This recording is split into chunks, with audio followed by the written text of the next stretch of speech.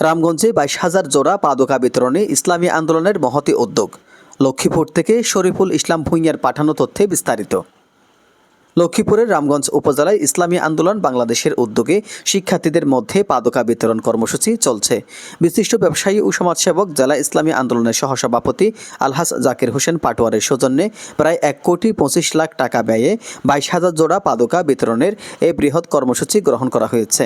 এই কর্মসূচির আওতায় উপজেলার বিভিন্ন মাদ্রাসা ও সরকারি প্রাথমিক বিদ্যালয়ের শিক্ষার্থীদের মাঝে বিনামূল্যে পাদুকা বিতরণ করা হচ্ছে।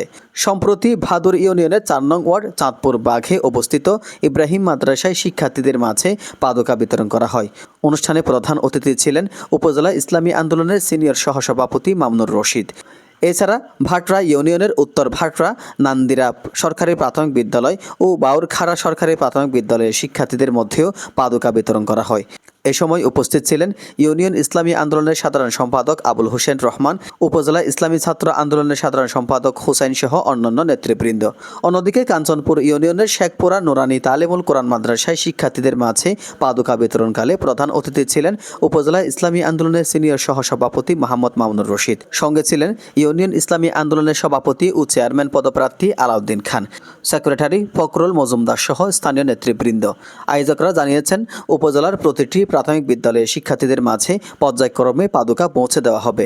এই মহতী উদ্যোগকে স্বাগত জানিয়েছেন শিক্ষক, অভিভাবক ও শিক্ষার্থীরা। তারা মনে করেন, এই মানবিক সহায়তা শিক্ষার্থীদের স্কুলমুখী করতে গুরুত্বপূর্ণ ভূমিকা রাখবে এবং দরিদ্র পরিবারের জন্য এটি হবে বড় সহায়তা। এজ নিজামুদ্দিন, ডেস্ক রিপোর্ট।